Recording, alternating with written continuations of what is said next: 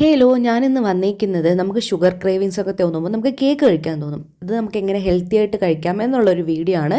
അപ്പോൾ ഞാനിന്ന് ഉണ്ടാക്കുന്നത് ഓട്സ് ബനാന കേക്കാണ്. അപ്പോൾ അതെങ്ങനെ ഉണ്ടാക്കാമെന്ന് നോക്കാം.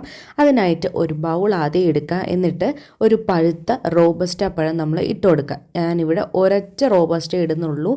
നമുക്ക് ഞാൻ ഈ പറയുന്ന അളവിൽ ഉണ്ടാക്കുമ്പോൾ തന്നെ ഒരാൾക്ക് കഴിക്കാൻ പാകമായിട്ടുള്ളതാണ് കേട്ടോ. ഒരാൾക്ക് ദിവസങ്ങൾ എടുത്തെടുത്ത് കഴിക്കാം. നമുക്കിങ്ങനെ ഷുഗർ ക്രേവിങ്സ് തോന്നുമ്പോൾ ഇത് കുറച്ച് ദിവസം ഫ്രിഡ്ജിനകത്ത് വെച്ച് നമുക്ക് കഴിക്കാം കേട്ടോ. അപ്പോൾ ഞാൻ പഴം ഇങ്ങനെ എടുത്തിട്ട് നന്നായിട്ട് ഉടച്ച് കൊടുക്കുന്നുണ്ട്. സ്പൂൺ വെച്ചോ ഫോർക്ക് വെച്ചോ മിക്സിയിലിട്ട് അടിക്കണം എന്നുണ്ടെങ്കിൽ നിങ്ങൾക്ക് അങ്ങനെ ചെയ്യാം. ഇതിൻ്റെ ചെറിയ ചെറിയ തരിതരിയിൽ നമ്മൾ വെന്ത് വരുമ്പോൾ അതിനകത്ത് കിട്ടും. അപ്പോൾ അത് വേണമെന്നുണ്ടെങ്കിൽ ഇങ്ങനെ ചെയ്യാം, അല്ലെങ്കിൽ നിങ്ങൾക്ക് മിക്സിയിലിട്ട് മിക്സിയിലിട്ട് അരച്ചെടുക്കാം.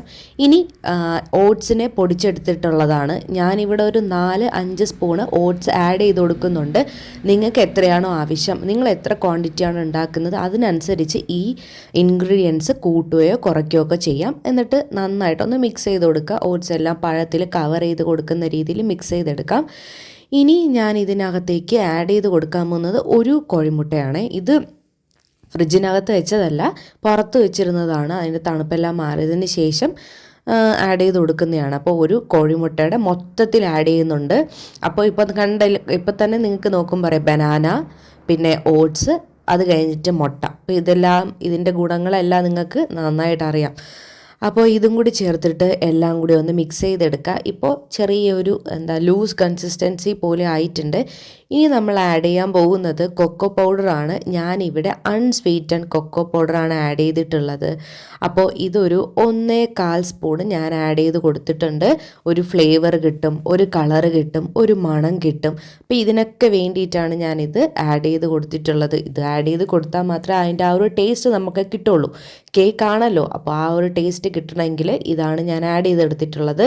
അപ്പോൾ ഈ കോക്കോ പൗഡറിൻ്റെ ലിങ്ക് വേണം എന്നുള്ളവർ ജസ്റ്റ് ഒന്ന് ചോദിക്കാം കേട്ടോ, ഞാൻ തരാം. പിന്നെ ഇതിനകത്തേക്ക് ഇനി നമ്മൾ ആഡ് ചെയ്ത് കൊടുക്കാൻ പോകുന്നത് പാലാണ്. കാര്യം നന്നായിട്ടൊന്ന് കോട്ട് ചെയ്തെടുക്കണം. ഒരു ഭയങ്കര ലൂസല്ലാത്ത കേക്കിൻ്റെ ബാറ്റർ വരാൻ വേണ്ടിയിട്ടാണ് പാൽ ആഡ് ചെയ്ത് കൊടുക്കുന്നത്. ലോ ഫാറ്റ് മിൽക്കാണ്. അപ്പോൾ നിങ്ങൾക്ക് ലോ ഫാറ്റ് മിൽക്ക് വേണമെന്നുണ്ടെങ്കിൽ ചൂടാക്കിയിട്ട് കുറച്ചൊന്ന് തണുക്കാൻ വേണ്ടി റെസ്റ്റ് ചെയ്യുക. അപ്പോൾ പാടയെല്ലാം മൊത്തത്തിൽ വരും കേട്ടോ. അങ്ങനെ നിങ്ങൾക്ക് ലോ ഫാറ്റ് മിൽക്ക് ആക്കിയെടുക്കാമേ. അപ്പം ഞാനും അങ്ങനെയൊക്കെ തന്നെയാണ് ചെയ്യുന്ന. ഇപ്പോൾ ലോ ഫാറ്റ് മിൽക്ക് നമുക്ക് അവൈലബിൾ അല്ല എന്നുണ്ടെങ്കിൽ ഇതുപോലെ പാലിനെ ചൂടാക്കിയതിന് ശേഷം ജസ്റ്റ് ഒന്ന് തണുപ്പിക്കുമ്പോൾ അതിൻ്റെ മണ്ടേന്ന് നമുക്ക് ഈ പാട എടുത്ത് മാറ്റിക്കഴിഞ്ഞ് കഴിഞ്ഞാൽ ഫാറ്റ് നമുക്ക് മാറിക്കിട്ടും. ഇപ്പോൾ കണ്ടില്ലേ, കറക്റ്റ് കേക്കിൻ്റെ ഒരു ബാറ്ററായിട്ട് വന്നിട്ടില്ലേ. ഇനി നമുക്കൊരു മധുരം വേണം. അതിന് വേണ്ടിയിട്ട് ഡേറ്റ്സും റൈസിൻസുമാണ് ഞാൻ ആഡ് ചെയ്ത് കൊടുക്കുന്നത്. 2 ഡേറ്റ്സ് എടുത്തിട്ട് അതിനെ കുഞ്ഞു കുഞ്ഞു പീസായിട്ട് കട്ട് ചെയ്തതും കുറച്ച് റൈസിൻസും കൂടി ചേർത്തിട്ട് ഞാൻ ആഡ് ചെയ്ത് കൊടുക്കുന്നുണ്ട്. അപ്പോൾ ഇതിന് നിങ്ങൾക്ക് നട്ട്സ് വേണമെങ്കിൽ ആഡ് ചെയ്ത് കൊടുക്കാം. എന്നിട്ട് ജസ്റ്റ് ഒന്ന് കോട്ട് ചെയ്തെടുക്കാം. ഇനി നമ്മൾ ആഡ് ചെയ്ത് കൊടുക്കാൻ പോകുന്ന നെക്സ്റ്റ് കാര്യം എന്ന് പറഞ്ഞു കഴിഞ്ഞാൽ ചോക്കോ ചിപ്സാണ്. ഞാൻ ഇവിടെ എടുത്തേക്കുന്നത് ഡാർക്ക് ചോക്ലേറ്റിൻ്റെ ചോക്കോ ചിപ്സാണ്. അപ്പോൾ നമ്മുടെ വെയിറ്റ് ലോസിന് നല്ലതാണ്. നമുക്ക് കണ്ടിട്ടില്ലേ, വെയിറ്റ് ലോസ് ചെയ്യുമ്പോൾ ഷുഗർ ക്രേവിങ്സ് ഉണ്ടെങ്കിൽ ഡാർക്ക് ചോക്ലേറ്റ് കുറച്ച് കഴിക്കുന്നത്.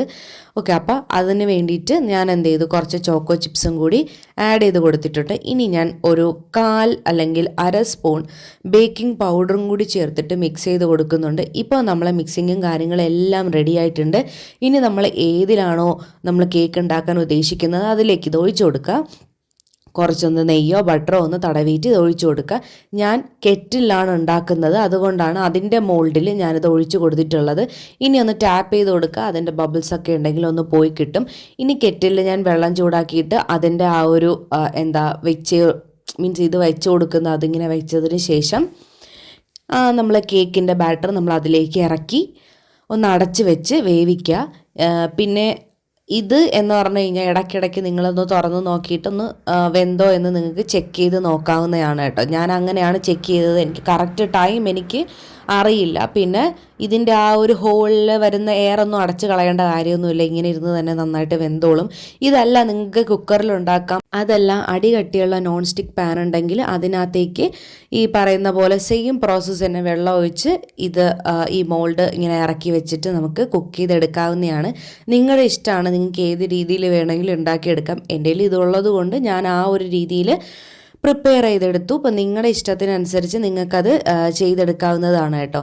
അപ്പോൾ ഓൾ ടോട്ടൽ പറഞ്ഞു കഴിഞ്ഞാൽ ഹെൽത്തിയാണ്, നമ്മുടെ ക്രേവിങ്സ് നമ്മളെ കൺട്രോൾ ചെയ്യാൻ വേണ്ടിയിട്ട് ഹെൽപ്പ് ചെയ്യും. ഞാൻ ഈ ഒരു വീഡിയോ ഇടണം എന്ന് വിചാരിച്ചിട്ടുണ്ട്. ഈ വീഡിയോ എടുത്തു വച്ചിട്ട് കുറേ നാളായി, ഇടാൻ പറ്റിയില്ല. അപ്പോൾ ഇപ്പോഴാണ് എനിക്ക് ഇടാൻ വേണ്ടിയിട്ടുള്ളൊരു ടൈം കിട്ടിയത്. അപ്പോൾ ഇതാണ് നമ്മുടെ കേക്ക് എന്ന് പറയുന്നത്. അപ്പോൾ എല്ലാവരും ഒന്ന് ട്രൈ ചെയ്ത് നോക്കുക. ഇതാണ് നമ്മുടെ ഫൈനൽ ഔട്ട്പുട്ട് എന്ന് പറയുന്നത്. ഇത് ഫ്രിഡ്ജിലും കൂടി വെച്ചിട്ടൊന്ന് തണുപ്പിച്ച് കഴിച്ചാൽ നല്ല ടേസ്റ്റാണ്. അപ്പോൾ ഇതുപോലത്തെ വീഡിയോസിന് വേണ്ടിയിട്ട് എൻ്റെ ചാനൽ ഇതുവരെയായിട്ടും സബ്സ്ക്രൈബ് ചെയ്തിട്ടില്ല എന്നുണ്ടെങ്കിൽ ഒന്ന് സബ്സ്ക്രൈബ് ചെയ്യുക. Bye bye.